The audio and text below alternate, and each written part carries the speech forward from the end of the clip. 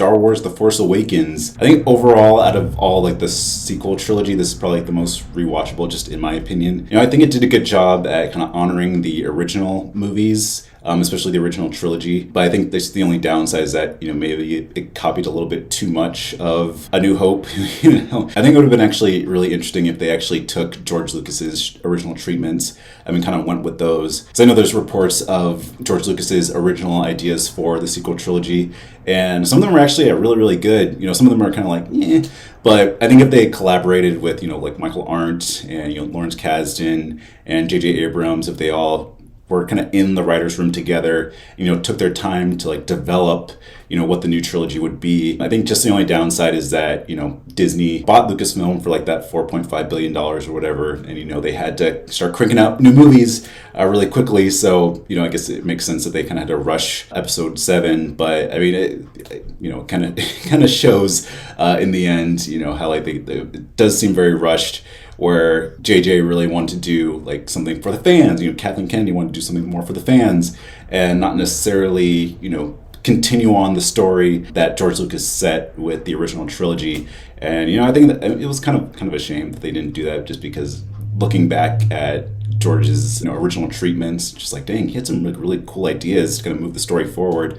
And I know JJ's whole thing is like, we have to go backwards to go forwards. I don't know. I guess it just kind of comes out as a bit of a detriment to the overall story. They really could have echoed the beats of the original trilogy, but while still moving forward, rather than just having a big carbon copy of A New Hope. But on like a more like positive note, with The Force Awakens, I think they did a really good job at kind of honoring the original trilogy while also, bringing things that are new. I think what was really good is like the whole ending with like the cliffhanger, literally on a cliff with Rey and Luke, and Rey holding up the lightsaber to Luke and then having him join the fight, where yeah, I mean, I'll probably get to this once we get to The Last Jedi, but yeah, for now it's just like, okay, it was a bit of a retread of A New Hope, but now we're kind of setting the stage for something completely new in Star Wars. And it was like a really cool experience to have that, where we have all this expectation, like, what's episode 8 gonna be? Yeah, like I said before, I'll get into this with Last Jedi, but I'll kind of hint at it like now. But it would have been great if JJ and Ryan and Colin Trevorrow at the time would have all collaborated on the new trilogy, because the reports are out that they didn't have a plan for the sequel trilogy, where JJ just kind of wrote The Force Awakens, and then Rian Johnson just had his own ideas for Last Jedi and kind of ran with it, and now we see the results. And I'll get this with Rise of Skywalker, but where you're kind of going this way with Force Awakens, and then you're kind of going to the left with Last Jedi, and then now JJ's kind of trying to steer the ship with Rise of Skywalker, get it back to his original timeline that he set in Force Awakens. Again, it would have been great if they just had an overall story, an overall plan for the new trilogy, and kind of went with that. I guess they just had to crank out Force Awakens as quickly as possible, and it's just like, we gotta make good on our $4.5 billion investment, and just get episode 7 out there without having a roadmap for where the story could go, or have some collaboration between the filmmakers. Hey, the proof is in the pudding, so to speak. So, but anyway, those are my overall thoughts on Force Awakens. With this video, I didn't really want to do kind of like a breakdown of the movies themselves. I kind of just want to give like a kind of a brief overview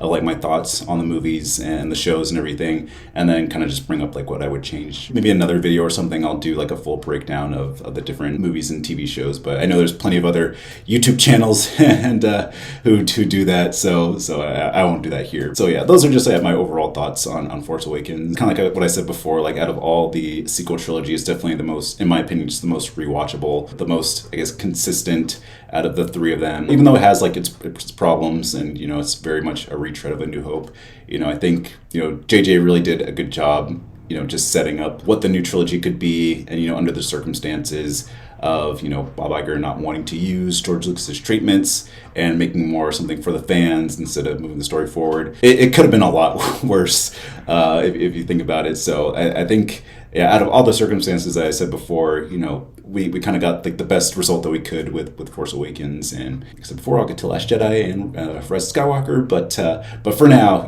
those are my thoughts on Force Awakens. So yeah, we can move on. The Last Jedi, and this is definitely probably the most controversial of all the Star Wars movies, in my opinion. I remember seeing it in theaters, and at the very end being kind of like, huh?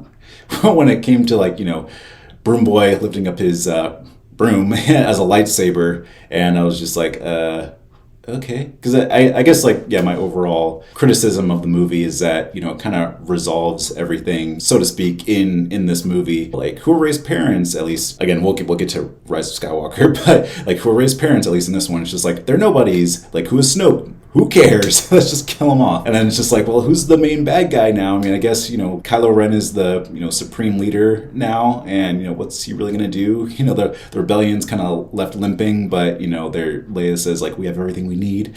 And it's just like, wait, where's the story going? I wish there was more consistency between Force Awakens, Last Jedi, and Rise of Skywalker. Kind of like I said before, like, I just wish there was, a through line. I wish there was a plan.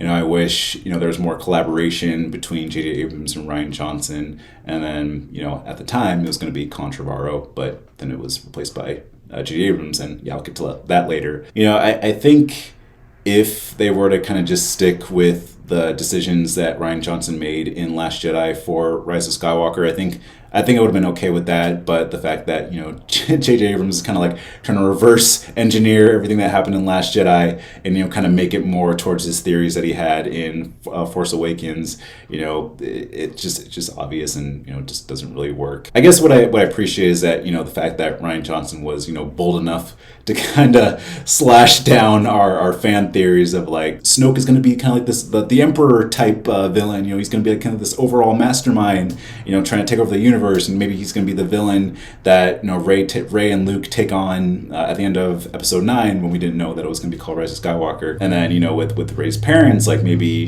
she's Luke's daughter, maybe she's Palpatine's daughter, maybe she's a Kenobi or something. All these theories that we had, they're just like, nope, she's a nobody. She, her parents were drunkards, died in a pauper's grave or something like that, who sold her off for drinking money. It's like, oh, okay. I guess as time went on, people were kind of processing Last Jedi, and okay, maybe she's a nobody, but now she can be whoever she wants to be. Maybe that's exciting. The fact that Kylo killed Snoke, and the fact that now he's the supreme ruler. What's that going to mean for the universe and the galaxy? So I guess people were kind of having their 5 stages of grief or something, where there was like denial, and then it's like bargaining. It's like, oh, maybe there can be something salvaged out of all this. So I guess that's kind of what I appreciate about Last Jedi, is that even though Ryan struck down our fan theories, at least he kept us talking in a way. We're like, okay, now we're not following the conventional Star Wars trilogy. We have something completely new, and he kind of opens the door at the time for Con Trevorrow to do Episode 9 and not, I guess, be shackled by these fan expectations that JJ left us in Force Awakens. So kind of opened the door for that, but didn't quite happen. As I keep saying, I'll get to that in Rise of Skywalker. But yeah, I guess those are just kind of like my overall thoughts on Last Jedi. If I were to change something, kind of like I was saying before, just more consistency with the story and the characters and with the filmmakers, and just having a plan in general. Kind of like what I was saying with Force Awakens, and probably what I will say about Rise of Skywalker. It's like poetry. It rhymes. Every stanza rhymes the last one. But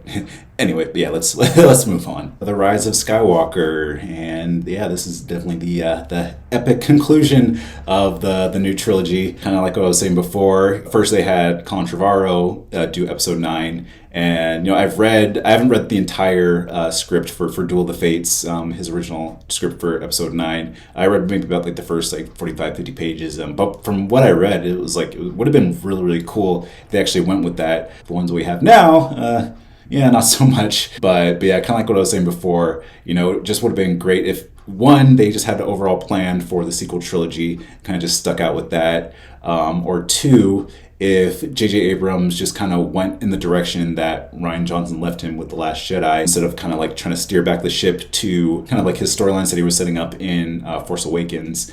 You can just tell that, there's just no consistency with the new trilogy. I know, like I said before, there's like plenty of videos explaining, how this is kind of like the anti-trilogy and everything, how everything's like not consistent. So I won't get too deep into all that. Yeah, it was just like a letdown, in many respects. There's not really, too much to say about this one. It was just really, it was really just like a letdown for, the entire Skywalker saga, for the new sequel trilogy.